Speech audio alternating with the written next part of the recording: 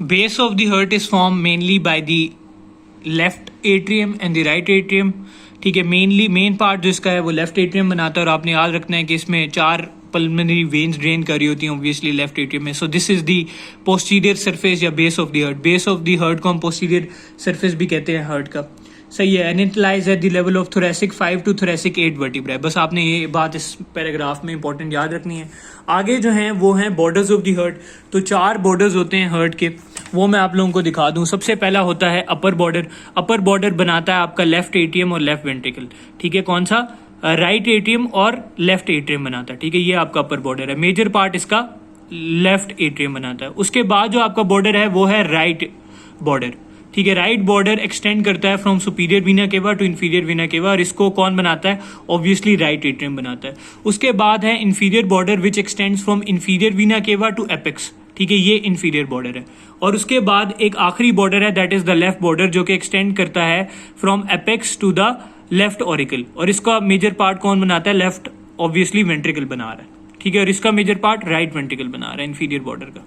सही है, तो ये बॉर्डर्स हो गए. अब इसी तरह हार्ट के 3 सर्फेसेस होते हैं. एक इसका एंटीरियर सरफेस है, ये स्टर्नोकोस्टल सरफेस है. एंटीरियर या स्टर्नोकोस्टल सरफेस दिखाने के लिए मैं आपको एक व्यू दिखा दूं कि एंटीरियर सरफेस बेसिकली होता क्या है. तो this is the anterior surface, ये स्टर्नोकोस्टल सरफेस. और इसका पार्ट्स कौन कौन बना रहा है? Obviously right atrium, right ventricle and left atrium. और इसका 2/3 मेजर पार्ट जो है आपका राइट वेंट्रिकल बना रहा है और 1/3 पार्ट जो है आपका लेफ्ट वेंट्रिकल बना रहा है. इसी तरह आपका एक डायफ्रामेटिक सरफेस होता है, ये वाला.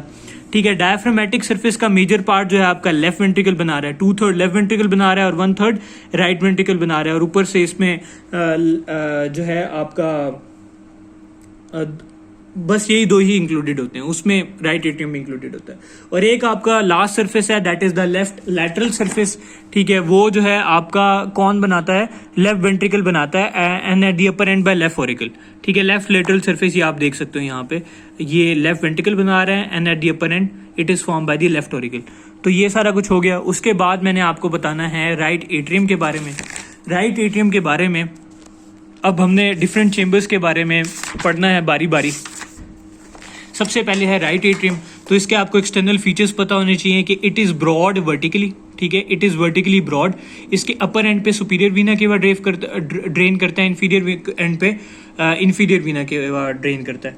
उसके बाद आपने याद रखना है कि इसकी लेफ्ट साइड पे एक प्रोजेक्शन है जिसको हम कहते हैं राइट ऑरिकल. ये देखो, ये राइट ऑरिकल दिखाया हुआ है. तो 2 बातें मैंने आपको बताई कि it is vertically expanded, upper end पे सुपीरियर वीना केवा ड्रेन करता है इसमें और इंफीरियर एंड में इंफीरियर वीना केवा ड्रेन करता है. और राइट साइड लेफ्ट साइड पे इसके एक राइट ऑरिकल है. ठीक है, जो कि बेसिकली यहाँ से राइट वेंट्रिकल के इन्फेंटिबुलम और पल्मोनरी ट्रंक को भी कवर कर रहा होता है. बस आप ये याद रख लो कि एक प्रोजेक्शन है जिसको हम क्या कहते हैं? राइट ऑरिकल कहते हैं.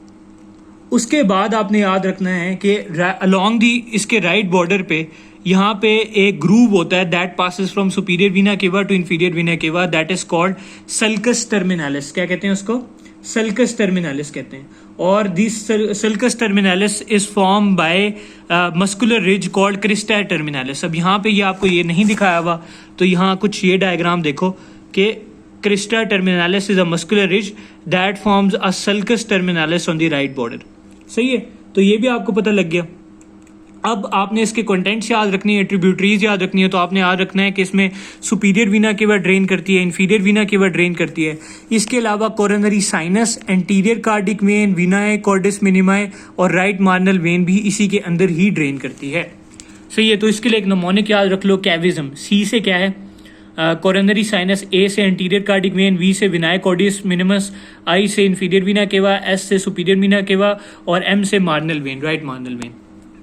ठीक है, उसके बाद अब हमने इंटरनल फीचर पढ़ना है. इंटरनल फीचर इसके 3 चीज़ों पे कंपोज्ड है: smooth posterior part, rough anterior part और इंटर एट्रियल सेप्टम.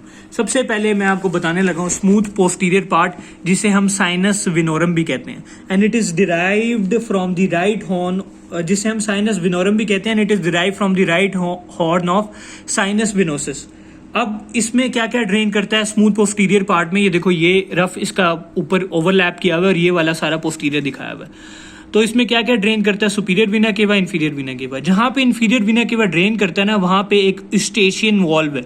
बेसिकली इस वॉल्व के थ्रू ब्लड जो इंफीरियर वीना केवा से आ रहा होता है ना ड्यूरिंग एम्ब्रियोलॉजिकल डेवलपमेंट, वो इस वॉल्व की वजह से यहाँ से राइट एट्रियम से लेफ्ट एट्रियम में चला जाता है थ्रू फोरामेन ओवेल, जो कि यहाँ पे एक ओपनिंग होती है, सही है, लेफ्ट यहाँ पे लेफ्ट एट्रियम में चला जाता है, सही है। उसके बाद आपने याद रखना है कि जो कोरोनरी साइनस है वो ओपन करता है between this valve and between the right atrio ventricular orifice, ठीक है। राइट एट्रियो वेंटिकुलर ओरिफिस आपको पता है ऑब्वियसली, जहाँ पे ट्राइकोस्पिड वॉल्व होगा और वो वेंटिकल से कनेक्टेड होगा। अब यहाँ पे देखो कोरोनरी साइनस, देखो यहाँ ड्रेन कर रहा है, this is the coronary sinus, valve of the coronary sinus उसने दिखाया हुआ भी है। उसके बाद उसने ये बताया हुआ है कि विनाय कॉर्डिस मिनिमा जो है वो डायरेक्टली ड्रेन कर जाती हैं इसमें।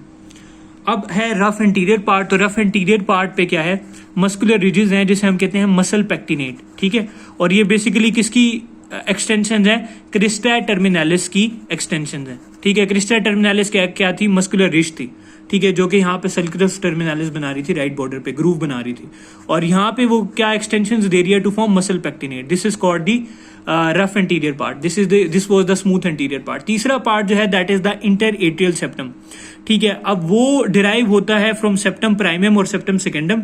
अब इसके दो पार्ट्स हैं, एक है इसका part that is called the fossa ovalis, और उसके मार्जिन को हम कहते हैं लिम्बस ऑफ फोसा ओवैलिस, ठीक है। तो ये भी आपको पता लग गया, interatrial septum is composed of two part, fossa ovalis and limbus of fossa ovalis. Limbus of fossa ovalis क्या है, वो फोसा ओवैलिस को एंटीरियर ऊपर सुपीरियरली क्या करता है, कवर करता है, और इंफीरियरली इट इज डेफिशिएंट, ठीक है।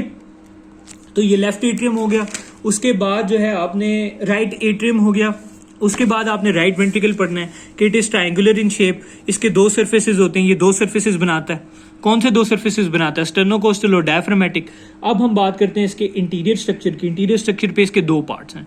दो पार्ट्स कौन से हैं, एक है इसका इनफ्लोइंग पार्ट, कौन सा पार्ट, इनफ्लोइंग पार्ट, और एक है इसका आउटफ्लोइंग पार्ट या इन्फेडिबुलम। ये देखो ये वाला जो हिस्सा है, पहले तो आपने याद रखना है कि it is triangular in shape, और इसका जो आउटफ्लोइंग पार्ट है दैट इज कॉल्ड द इन्फेडिबुलम। और इनफ्लोइंग पार्ट क्या है, दिस इज द इनफ्लोइंग पार्ट।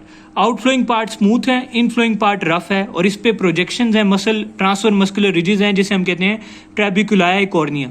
क्या है, फिर से मैं रिपीट कर रहा हूं कि जो आपका लेफ्ट वेंट्रिकल है, क्या लेफ्ट वेंट्रिकल, उसके दो पार्ट्स हैं। एक है उसका रफ एंटीरियर पार्ट, ठीक है, ऊपर वाला पार्ट स्मूथ पार्ट होता है, और नीचे वाला पार्ट जो होता है